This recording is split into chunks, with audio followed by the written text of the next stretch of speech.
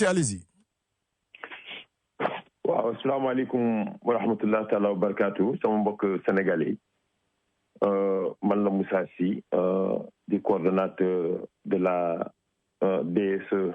APR des États-Unis et plénipotentiaire aussi de coordonnateur de Benno Bokk Yaakaar sur le territoire des États-Unis ma am mbégte loolu ñëw ci waxtaan ak yéen tey sur sunu rajo bi rajo Sunu Afrique avec notre compatriote El Hadj Ndaw ñëw fi nag tey di bés boo xam ni bésu mbégte la parce que finalement ñëpp la pour loo xam ni ñu ngi ko doon seet di ko xaar mooy la sortie en tout cas des listes de nos candidats aux législatives de 2002 du 31 juillet 2022 liste yooyu yàlla def nañ génn nañ donc nous connaissons exactement ñan ñooy suñuy candidats pour la liste Benno Bokk Yaakaar ici dans le département Amérique-Océanie donc ñu am mbégte loolu aujourd'hui pour venir vous présenter ces candidats-là jéem a waxtaan ak yéen tuuti xamal leen ci loo xam ni moom la ñu nekk en tant que coalition Benno Bokk Yaakaar balaa may egg ci loolu nag je voudrais quand même prendre l'opportunité de d'abord féliciter ñi nga xam ni moom le président de la République et la coalition lañ ñu choisiral nous en la personne de monsieur Mohamed Diop nekkoon chargé de la COJER de l'APR ici aux États-Unis et mu nekk le titulaire boo xam ni moom moo yore te mu nekk foofu di militer foofu di New York City plus particulièrement dans la section Bronx et ki ko topp di suñu jigéen aussi mu doon un militant de la première heure de l'APR ku ci xarañ loolu nekk coordinatrice d'une section de la section de l'APR de Boston en la personne de notre sœur Awali que je suis sûr que ñoom ñaar yi ma tudd tey jii au 1er août 2022 inchallah eh bien nous allons tous avoir le titre d'honorable derrière leur nom inchallah rabbi. Donc je voudrais aussi profiter de l'occasion de féliciter tous les candidats à la candidature ñi nga xam ni ci coalition bi lañu bokk bu jotee ku nekk bëgg jël raay bi pour être au service de la diaspora du Sénégal dans le département Océanie et Amérique-Océanie. Donc il y avait beaucoup de candidats à la candidature qui pendant bu ñu demee di bindu ci liste boobu c'était avec la compréhension tey ji il n'y aura qu'un seul candidat et un suppléant ou une candidate et une suppléante dans la parité un homme une femme donc tout le monde le savait et on savait que avec sur les multiples candidatures il ne pouvait y avoir que 2 investis et que il savait bien que bu loolu amee ñoom ñëpp il s'était engagé góor comme jigéen eh bien de s'aligner comme une seule personne derrière le candidat que notre leader de la coalition aurait choisi pour nous représenter nous tous. Et c'est effectivement depuis que cela s'est passé, c'est effectivement ce qui s'est passé. Bu ñu annoncé ak léegi tout le monde, tous ces gens-là qui étaient ñoo xam ni dañu nekkoon ay candidats à la candidature te yàlla def ne que pour une fois ils n'ont pas été choisis ni ñu ngi taxaw en tout cas ci ginnaaw ñoo xam ni ñoom lañu tànn jàppale leen. Donc aujourd'hui vraiment c'est un grand plaisir pour moi en tout cas de les remercier et puis aussi de leen ñaax tant qu'elles sont hommes comme femmes en tout cas je ne vois en eux que des militants avertis et chevronnés ma leen di ñaax ñu continuer di jàppale ticket bi ndax incha allahu rabbi ce qui ne sera à mon avis qu'une formalité à la fin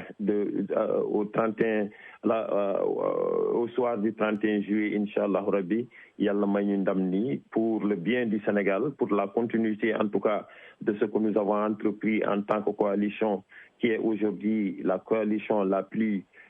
pérenne au niveau du Sénégal, dans l'histoire politique du Sénégal, est la coalition la plus productive du point de vue, en tout cas, des réalisations économiques, sociales, en tout cas, de notre pays. Donc, je voudrais, comme que Mohamed en attendant, je voudrais quand même vous le présenter. Idrissa Sylla aussi, il est là. Hein? Grand Idrissa. Il y a aussi qui? Grand Idrissa Sylla. Voilà, donc Idrissa aussi étant ici. Donc, nous sommes welcome. Et je crois que je vais donner la parole à Mohamed, qui est déjà là, pour en tout cas saluer les Sénégalais, se présenter à certains d'entre eux, d'autant que je crois qu'il est assez connu au niveau de la communauté dans laquelle il vit, parce qu'étant un jeune homme très engagé, très ouvert, qui a toujours œuvré en tout cas pour l'épanouissement du parti auquel il appartient et pour la coalition Benno Bokk Yakaar, qui est ouvert à tout le monde, tous les Sénégalais de New York, donc avec qui que j'ai vécu, en tout cas de ce que j'ai vécu, il entretient des relations vraiment très étroites. Il est temps maintenant qu'il sorte de ce cocon pour que Amérique et Océanie il n'y a que bon, en parlant de ses camarades de la paix, ils le connaissent tous tant qu'ils sont dans les États-Unis pour savoir qu'il a été parti de la DSE. Donc c'est le temps pour lui de sortir, lui et son coéquipier, sa coéquipière, pour que nous puissions à travers les États-Unis, parce que au soir du 31 juillet, ils vont représenter non pas la paix, non pas Benno Bokk Yakaar, mais tous les Sénégalais, tant qu'ils sont sans stripe, sans political stripe, sans distinction en tout cas d'appartenance politique, ils vont les représenter dans ce département à l'Assemblée nationale pour en tout cas participer à la continuation des activités qui sont menées par le gouvernement du Sénégal, qui a besoin de sa majorité absolue pour pouvoir mener à terme les engagements pris et les événements, les actions qui sont déjà prises, en tout cas pour le bien-être du Sénégal et des Sénégalais. Donc,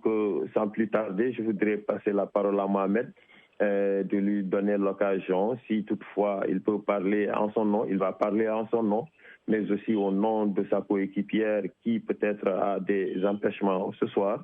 Mais nous avons confiance qu'il peut en tout cas tenir la dragée pour tout le monde. Donc Mohamed, l'antenne est à toi. En cette première sortie, quand nous te souhaitons bonne chance, nous souhaitons bonne chance à la coalition et à tous nos camarades de parti et de la coalition pour qu'il y ait le meilleur, Inch'Allah. Bismillah.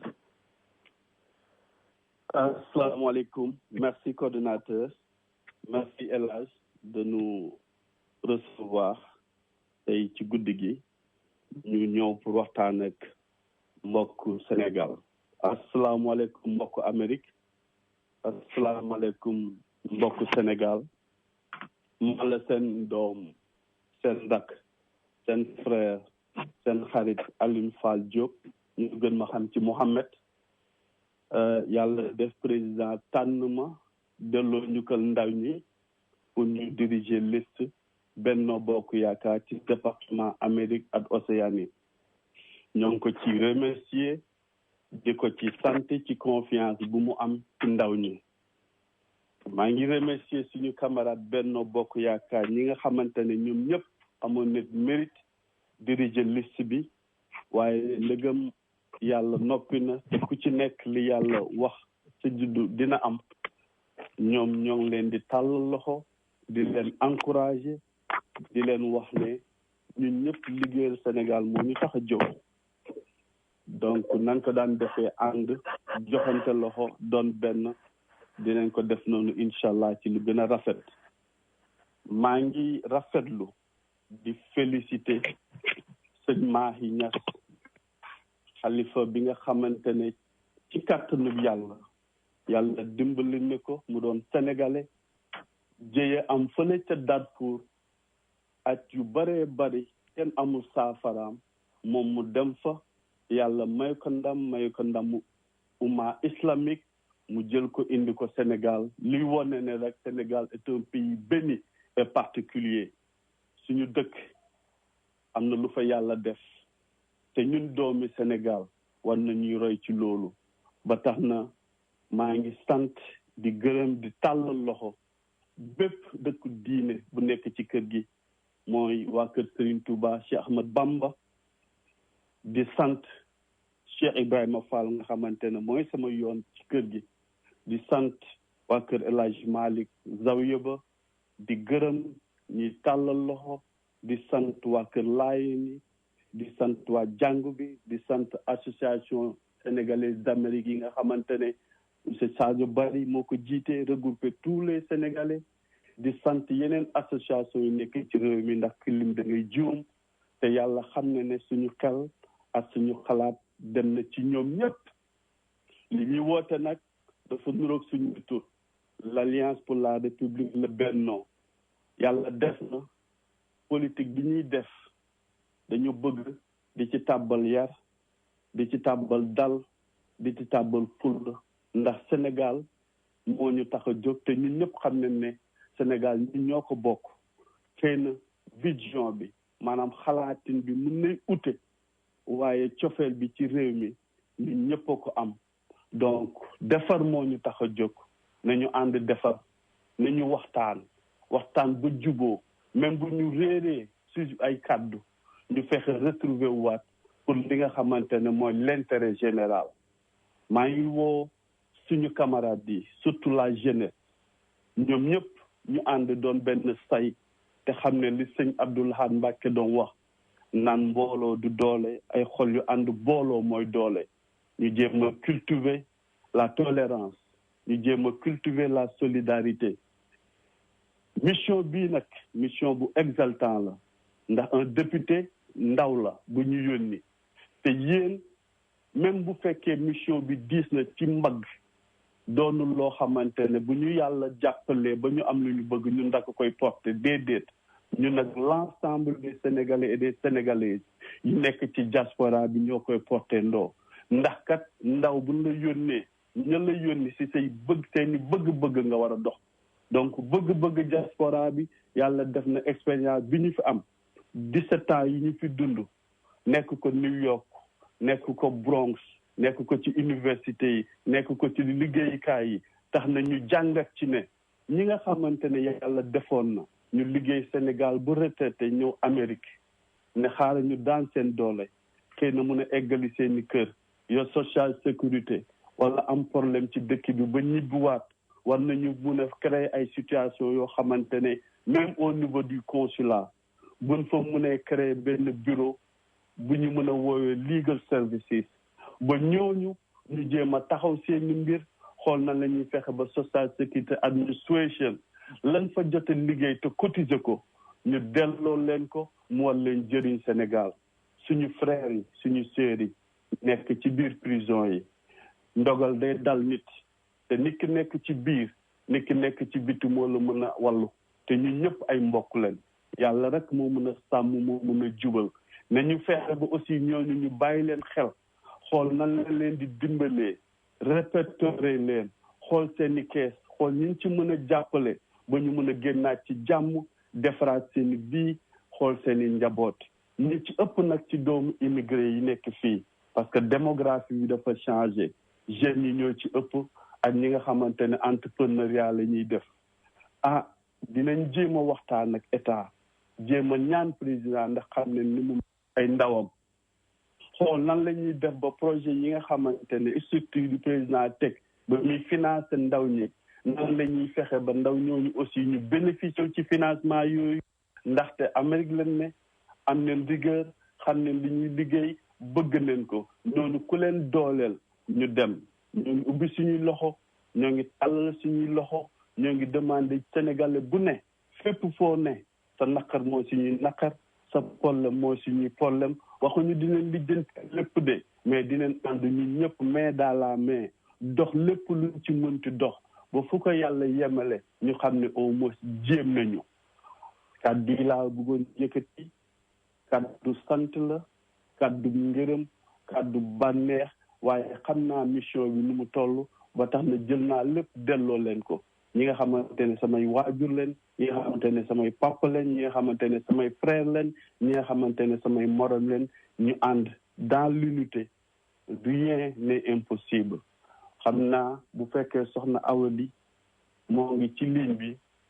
ñu dugal ko moom it mooy ki nga xamante ne mooy sama suppléante dëkk ba Boston di ko xamante ne jàmbar la di ko xamante ne yàgg na ci parti bi di ko xamante ne mi naaj di ko xamante ne mi taw fépp fu ñu dem mus naa ñëw ndax bëgg Sénégal ndax am cofeel ci président de la République bu fekkee nekk na fi ñu jox ko Moussa kaddu sinon suñu père Idrissa Sylla moom it moo ngi fi def naa ñëpp ràññee nañ ko mun nañ ko jox Moussa ni ci kaddu Moussa kaddu yi rafet na merci El Hadj dama bëggoon dugg rek participer ci wax sénégalais yi ne fa ñu jëm ñun doomi Sénégal ñoo koy defal suñu bopp te defar nag àndut ak yàq on ne peut pas construire rien dans l'injustice on ne peut pas construire rien sans la stabilité donc stabilité bi ñu yàlla may ñu donn ko suñuy maam bu ñu mujjee puso bi mu réer xat-xat lu mu am coow lu mu am problème lu mu am ne ñu toog waxtaanee ko ndax Abdou Diouf le président Abdou Diouf doon na ko wax nous sommes un pays uni et indivisible te defe naa loolu mooy la fierté sénégalaise mooy la teranga sénégalaise jërëjëf El Hadj jërëjëf Moussa bu fekkee père Idrissa Sylla moo ngi fi mën nañ ko jox Moussa ni ci kàddu wasalaam. Merci Mohamed. Oui, mais nga may ma tuuti Mohamed avant qu'on passe la parole à Idrissa.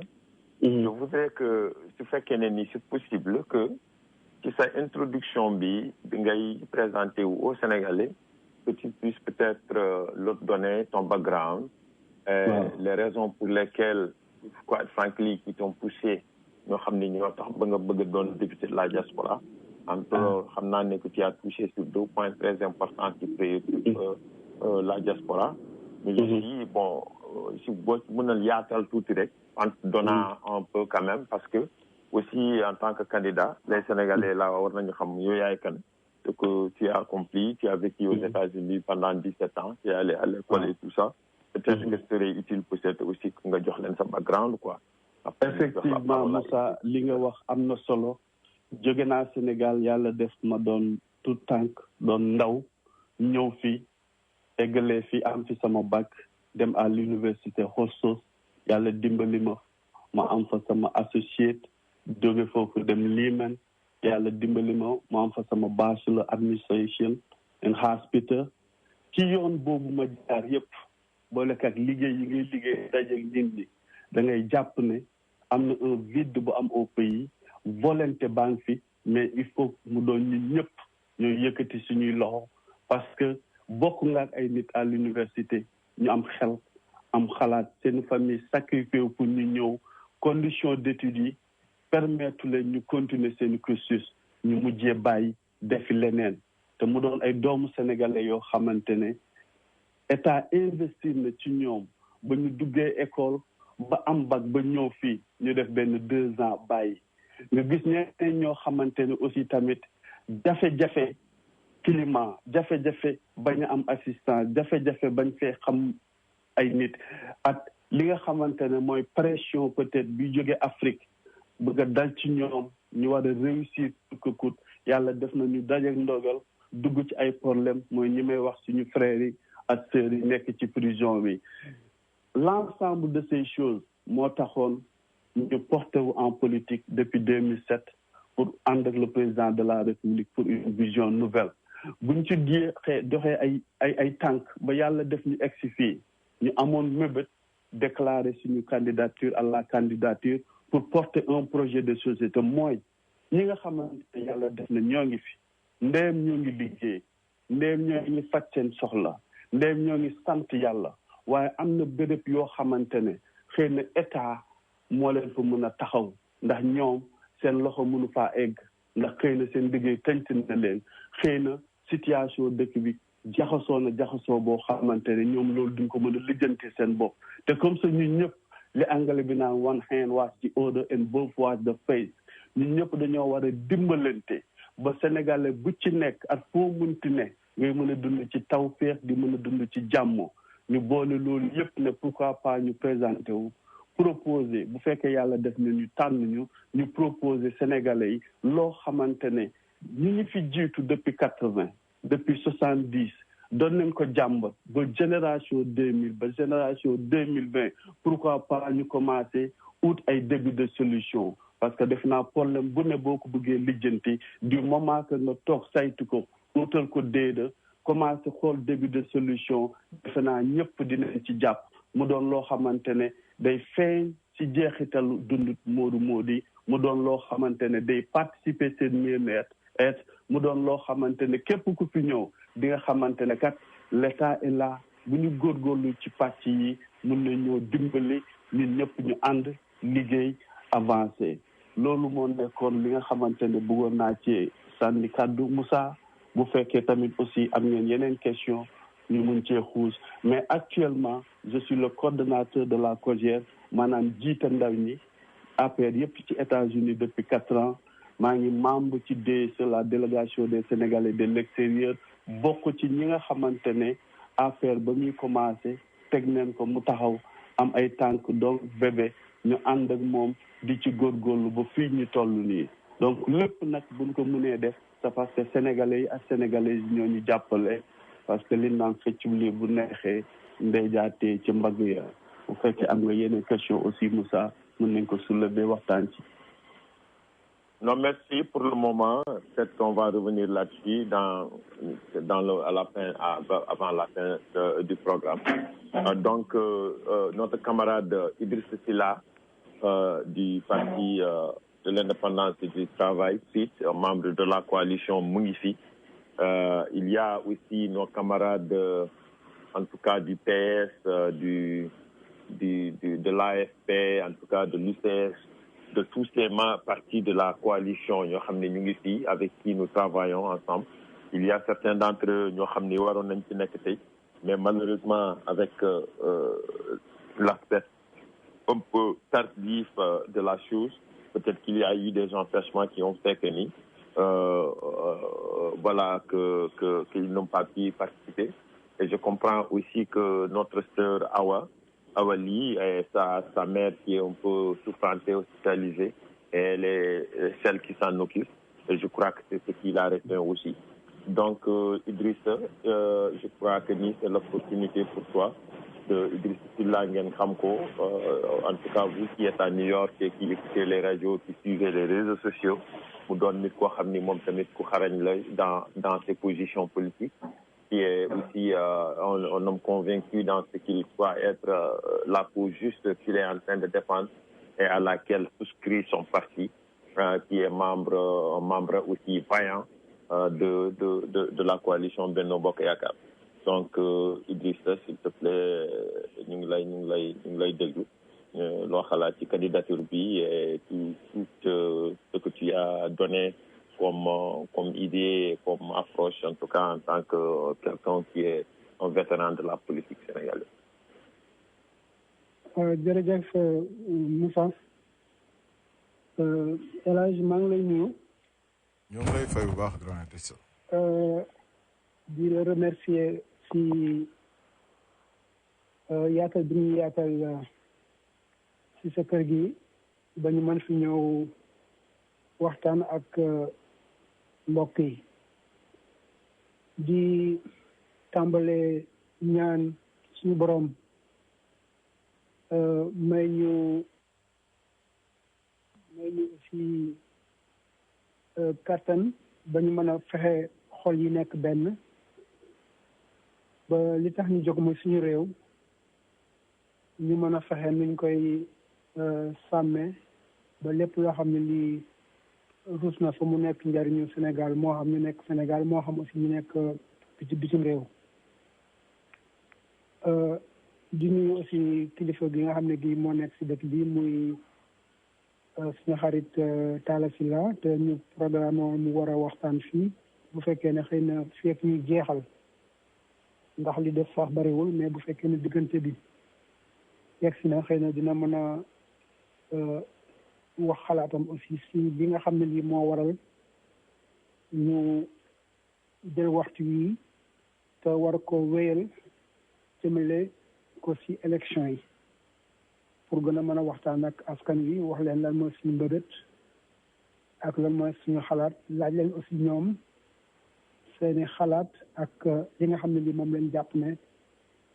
mooy li gën. waaw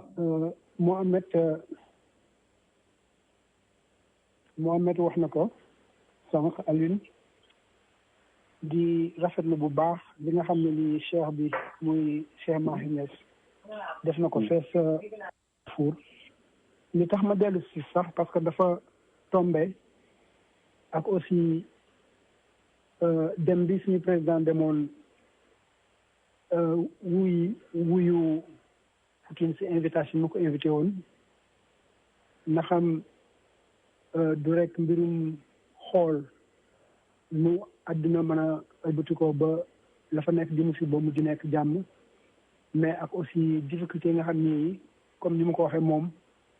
bu fekkee ne aussi guerre bi sore nañu mais ñu ngi vivre conséquences yi sur le plan économique ñaari mbir yi te amandoo Sénégal ay Sénégalais amal ko day wane rek suñu réew fi mu yem ci jàmm ak li ko jàmm jar ba tax na lii ñuy jublu aussi muy mbirum élection ñu yaakaar ne fexe ni ñu mën a amee jàmm mu am loolu dina nekk loo xam ne aussi lu baax la ci réew mi defe naa xëy na émission yi ñëw dañ ci gën a waxtaan di wax nag surtout ci turu parti de l'indépendance et du travail muy PIT Sénégal bi nga xam ne bii moom ak yeneen parti yi nekk ci biir coalition Benno Bokk Yaakaar ànd bi ñu ànd ak le président Macky Sall muy président coalition Benno Bokk Yaakaar ànd bu yàgg la depuis en fait 2012 te li gën a firndeel yàggaay boobu mooy xëy na ànd am xalaat ne defar réew mi joxe loxo nekk benn moo koy gën a yombal li nga xam ne nag moo ñu fi dajale muy élection législative yi war a am incha allah buñ fa yàlla yóbbu juillet te Amérique nga xam yi am. Je ne sais pas si ce n'est que moi, j'ai des difficultés à entendre. Grand Idriss, dañoo am problème réseau un peu. Grand Idriss, vous mënee bouger un peu. yaa ngi may dégg léegi. Ah, maintenant c'est bon, allez-y. Voilà. daanaka si li nga xam ne lii moo gën a tax muy affaire élection législative yi ñuy dëgmal te war fa yegg le 31 juillet ba tax.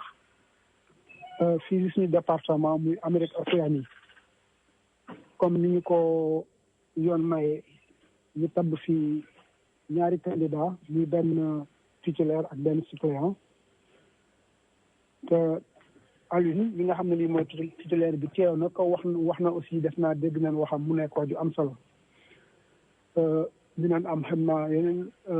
émission yoo xam ne gën a mën a yaatal lan mooy ñoom seen yéene ak yan jéego la ñu yaakaar ne xëy na bu ñu ko defee yéene boobu dina mën a yegg si kattan suñu borom ak aussi si askan wi mën see jàpp parce que lépp loo xam ne lii ñu ngi koy mébét di ko yëkkati defuñu ko lu dul pour askan wi. naka noonu bon suñu jigéen awal yi aussi xam naa dina am occasion waxtaan ak askan bi tey moom dañuy jàpp rek ne ubbite la woon muy nekk donc premier contact boo xam ne bi ñu ko am ak suñu mbokk yi nekk fii au niveau Amérique mais aussi nekk Canada nekk aussi si ay gox yu mel ne xëy na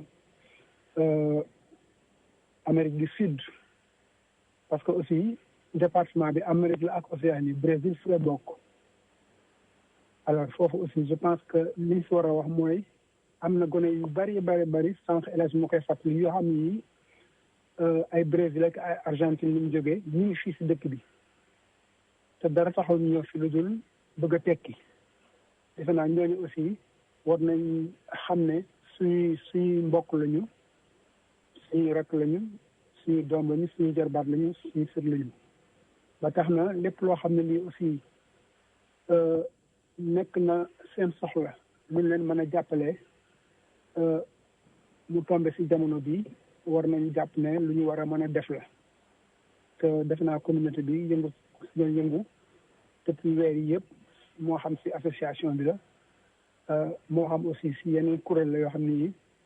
ñu ñaa nga fa woon di jëm sa ñu leen jàppale alors loolu defe naa aussi bon am na solo trop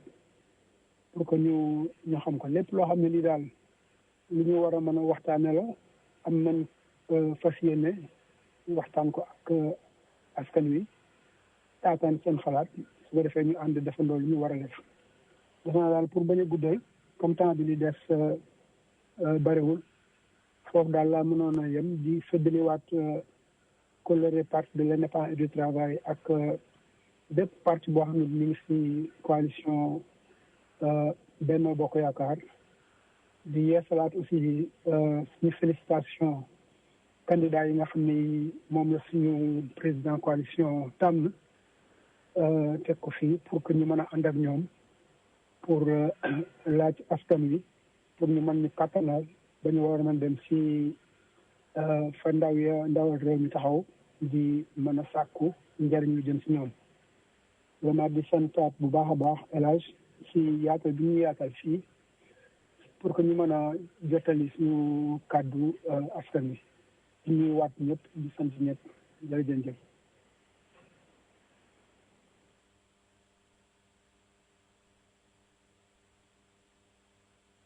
Merci Idrissa. defe naa mën naa kàddu gi Moussa. Ok, vous avez terminé, n'est-ce pas? Waaw. Donc voilà, merci Idrissa. Et pour xam naa ni dinañ wax à la fin inchallah pour l'émission à suivre, on peut en parler après. Mais je voudrais quand même yokk dara rek ci li nga xam ni moom ngeen fi wax. Parce que moi, je voudrais plutôt insister sur l'importance ci boo xam ni candidature bi am solo ci ñun pour que ñun en tant que département, en tant que coalition, en tant que Sénégal, nous puissions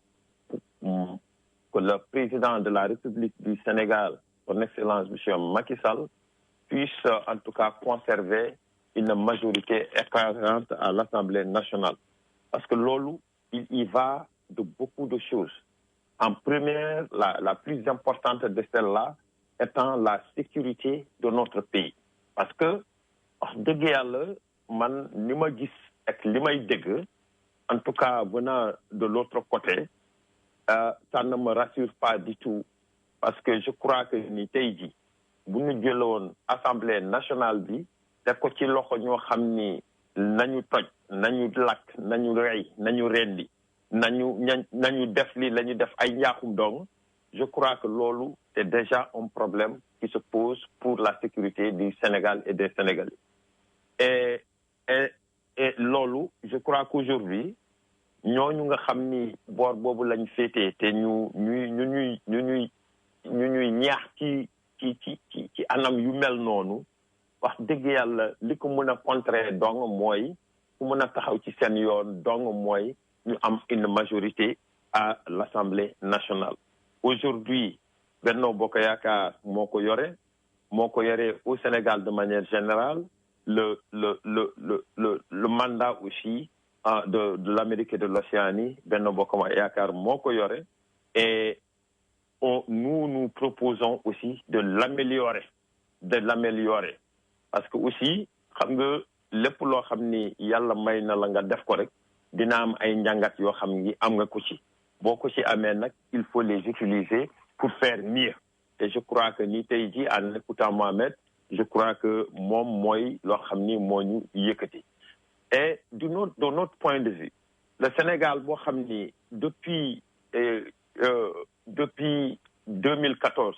mu ngi tegu ci benn trajectoire de l'émergence vers l'horizon 2035. mu doon loo xam ne li beaucoup de personnes bu ñu ko gisee en 2014 bu programme bi génne ils le prenaient pour des chimères. Peut-être que le président de la République et son gouvernement étaient en train de tirer des plans sur la comète. Mais la vérité est en train de jaillir au grand jour. Depuis que ce programme-là a été mis en place dans sa première phase et jusqu'à présent dans sa deuxième phase, nous sommes en train de voir, ñu ngi teg ci suñu bët ci loo xam ni ay réalisation yu am solo la tey jii bés bu nekk bi ci yàlla bu ñu yàlla may ñu yeewu dinañu am benn mbir moo xam ni dafay contribuer à la paix sociale, à la paix économique du pays. Léegi nag il y a des nihilistes foofu ñoo xam ni munoo defar dara ba mu baax munoo wax dara ba mu baax munoo teg dara ci seen bët ba ñu gis ko parce que lii pël yi di wax ne ko fi ndinte daani du buri newaa de fi ndinte daan ki nit yee kuy nelaw moo gën a neex moo gën a yomb que yee koo xam ni day nelawlu parce que mag boo ko tegee nii weer wi ne ŋàññ nga nekk weer waa ngi nii mu ne moom gisul weer naaj la gis munoo ci dara parce que il a préféré de voir autre chose que la réalité loolu nag je crois que ni pour nous préserver en tout cas le tempo boo xam ni moom la ñu imprimer aujourd'hui à l'avancement économique du Sénégal, au développement du Sénégal, à la politique apaisée du Sénégal boo xam ni président de la République mu ngi koy mënee tey ji avec maintenant aujourd'hui par exemple le front boo xam ni moo gënoon ëpp tàngaay tey ji mooy le front des enseignants du Sénégal yéen yëpp teg ngeen seen bët ci loo xam ni moo am en tout cas ci président de la République digoon ko avec son gouvernement ñu def ko jusqu'au point où aujourd'hui, si vous suivez un peu ce qui se passe au pays, les enseignants sont en train d'exprimer partout, en tout cas, leur satisfaction, en tout cas, de ce qui a été fait pour eux et pour la paix sociale. Donc, man defanani, cette candidature-là, elle s'inscrit dans une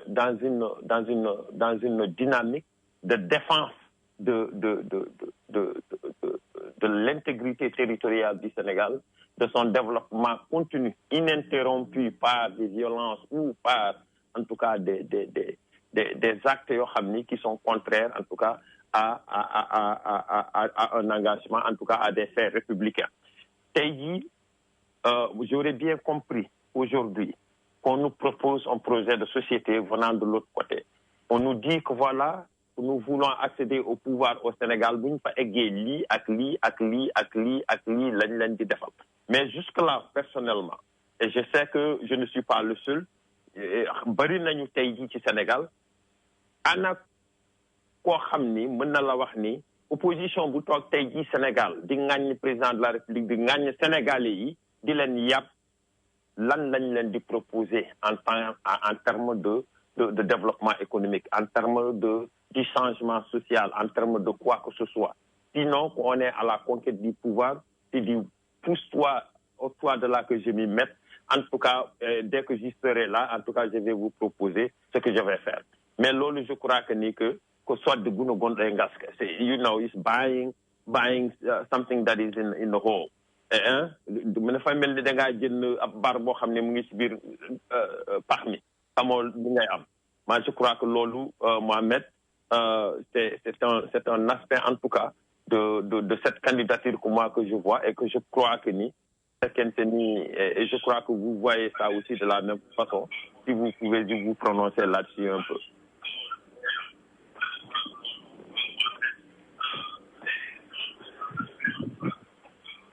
Alors, est-ce que yéen a may dégg? waaw ñu ngi lay dégg Mohamed. waaw comme ni ko Moussa waxee parce que Sénégal dafa nekk ci benn trajectoire depuis 2012 li Olof Ndiaye di wax réalisation yi bëri na duñ fi nekk di ko lim parce que lépp lu ñu defal Sénégalais yi xeeb nañ ko parce que Sénégalais yi mérité nañ plus daanu nag dajul suuf te suñu dëkk yi daanaka 50 ans 60 ans la ñu am. C'est vrai que dañ leen di faral di comparer dëkk yi am presque 280 comme dëkk yi ñu fi ne wala yeneen dëkk yoo xamante ne ñoo ñu mag ci at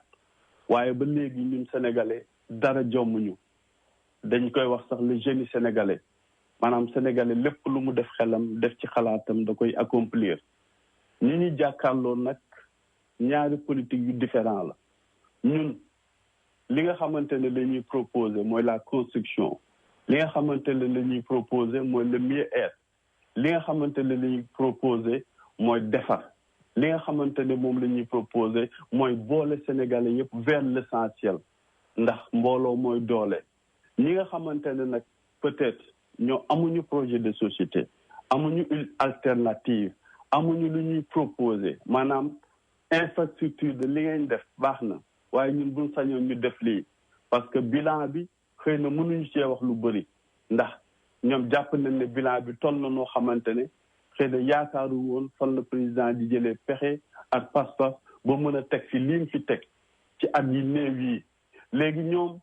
li ñuy indi mooy manipulation li ñuy indi mooy jaxase xelu askan bi li ñuy indi mooy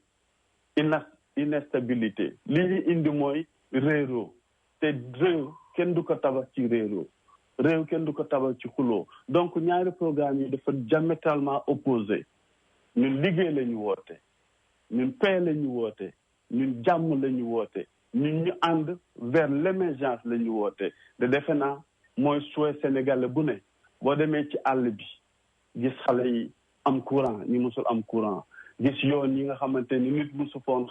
xalaate jaar ñu defar ko mu doon ay yoon ñooñu ci Sénégal leen bokk depuis les indépendances xëy na dañ leen fàtte woon président bi ñu ñëwee ne l'équité territoriale ne Sénégal bu ne fépp foo mënti nekk te un Sénégalais au même pied d'égalité ak Sénégalais bu nekk Dakar ak Sénégalais bu nekk Thiès war nañuy fexe ba ñooñu aussi ñuy bénéficier li nga xamante ne Sénégalais yi nekk dans les grandes villes ñoo ngi koy bénéficier loolu le président proposé loolu moo tax ñu ànd ak moom di liggéey pour gën a yokk li muy liggéey pour mu gën a ñoŋ Sénégalais yi nag ñoo ñuy départager ndax li may wax rek lépp du mën a sotteendoo benn jour je comprends Sénégalais ndaw ñi bëgg nañ liggéey ci laay interpellé sax li Moussa wax léegi effectivement maa ngi woon Harlem sànq di waxtaan ak surtout suñu mbokk Sénégalais yi jóge Brésil waxtaan naa ñoom ci lu yàgg ñox ma seen condition bi ñu ñëwee ni yoon bi méttee mais dañuy ñaan yàlla parce que par principe ñun ay sénégalais leen sénégalais bu ne foofu foo munti nekk ci àdduna sa sort sa nekkin daf ñuy concerné parce que ay sénégalais leen nañu xool ñu loolu nan lañ koy jéem a saafara ba ñoom ñuy doog a egsi ñu nekk ci ay conditions yoo xamante ne te tekki rek a leen tax a jóg pour dimbali seen waa kër pour dimbali seen i njaboot ndax si les sénégalais de la diaspora investissent au moins 1300 milliards de francs CFA dans le budget national ëpp loo xamante ne moom la Banque mondiale moom la FMI moom la suñu yenn partenaire stratégique di dugal Sénégal kon xam nañ ne suñu réew doomu réew mi mun nañ koo defal mënatuñ cee xaar kenn loolu kay day woone nag day woote ñu booloo doon benn say boo xamante ne képp ku laal Sénégal comme ni ñu koy waxee Amérique mun na am problème bu ne ci àdduna mais képp ku laal américain yi jëkk ñoom ñëpp doon benn doon say jàkkaarloo yow Sénégal il faut ñu développer cet esprit cultiver cette solidarité cultiver cette entraide cultiver que ne ñun du malheur kenn ki ci laay jëlee bànneex mais malheur kenn ki daf may affecté naa fexe ba ñun ñëpp ñu nekk ci jàmm ñun nous sommes dans cette mouvance moo tax boo xoolee choix yi boo xoolee programme yi yomb na ñun continuité bi ñuy laaj mooy aller vers l'émergence boo xamante ne Sénégal la bu ne di nga ci gis sa bopp doomu Sénégal la bu ne ci nekk ci diaspora bi di nga ci gis sa bopp Sénégalais yi xam nañ yeewu nañ mun nañ ràññee mun nañ comprendre te incha allah yaakaar nañ ne bu ñu duggee ci kër nit ñi dugg ci gox yi dugg ci marché yi dugg ci salon de coiffure yi waxtaan ak suñu sœurs yi waxtaan ak suñu yaay yi waxtaan ak suñu papa yi ci mosquée yi ci jàngukaay yi dinañ xam ne programme bi ñu leen indil continuité la continuité boo xamante ne day defar Sénégal day jëmale Sénégal kanam comme ni ko président di defee li président def ci këru diine yi nañ ko waxtaanee depuis les indépendances mosu ñoo créé structure wala budget boo xamante ne day dem ci këru diine yi moom bi mu ñëwee da koo teg en place mais modernisation des familles religieuses boole ci di defaraat ay daara moderne boole ci bac arabe bii ñi doon def te mosuñu koo teg ci niveau boo xamante ne boo ci génnee war ngay mën a liggéey ci fonction publique mu fexe ba mu dugg léegi ci ñuy jàng ba xamante ne ki am bac arabe mun nga am bourse comme ki am bac ci ci science wala ci beneen matière mën a dem Europe jàngi loolu yëpp dafa doon loo xamante ne nit ñi il faut ñu leen koy wax pour ñu xam ko xam fi ñu jóge en 2012 ak jéego yi ñuy def bu ma déggee ñu bëri ñu naan industrialisation lu ma d'accord la ndax dëkk bu amee ay ndaw am main d'œuvre war nga fexe ba bay mi ak li naan industrie. On a moins de 2 minutes. Mohamed dafa am benn auditeur bu insister ne dafa bëgg a dugg. waaw mbokk mi tu as 1 minute. maa ngi téye. 1 minute damal que tu as 1 minute. alors. waaw bisimilah yow rek la ñuy déglu 1 minute nga am waaw. ma ne. Sénégal alors. yow rek la ñuy déglu mbokk mi. Sénégal bi mu juddoo ba léegi africain yi mosunoo jàngal nu ñuy watee. Senghor nekk na fi bokkutoon Ablaye Wade di ko doo bokk ci anta dama fi indi parrainage Abdou Diouf bu ko defoon Ablaye Wade du fi Ablaye Wade du toog lii buñ ko defoon moom du toog parce que parrainage bi moom bi muy génn ci Ablaye Wade bu demoon parrainage du am ñu ko parrainé xam nga réew loolu yorewu ko Alaaji bu Saaxo nee na bu tooñ amul bu tooñ baywul xeex du jeex kii dóor nañu téye loxoom jàpp Khalifa Sall yàq carrière am Dieng Karim yàq carrière am Sonko mi da doon yuuxu bu yuuxu waaw d'accord mbokk mi kooku wax na xalaatam allez-y. dëgg la ñoo ngi ci démocratie ñun lii la ñu opté. duñu saaga duñu xuloo. ndax ñoo ko bokk ñooñu di wax ci leen bokk. à part entière kenn ëppale wuñ ci. am nañ ci seen xalaat. mais dañuy saytu di gëstu wax na ci parrainage. damay dégg ñu bëri naan CEDEAO dafa dàq parrainage déedéet. boo demee ci délibéré CEDEAO amul fenn fu ñu dàqee parrainage. Mali day def parrainage yeneen dëkk dañuy def parrainage CEDEAO li mu wax. Mohamed on est pris par le temps. waaw CEDEAO dafa ne ñu saytuwaat parrainage dinañ ci ñëwaat Moussa Mohamed. dinañ ci ñëwaat une autre fois. moi je crois que ni il est temps qu'on conclue. C'était vraiment une introduction. Pour rappeler aux camarades sénégalais suñu compatriotes yi rek. suñu mbokk moom fii dugg na ñëw déglu rek. de temps en temps muy ñëw dañu déglu. tous les samedis on sera là inchallah. Merci. Et puis s'il a quelque chose à dire de constructif. À tout à l'heure. ñu ko jël mu wax. Merci. À tout à l'heure. Assalamu alaikum.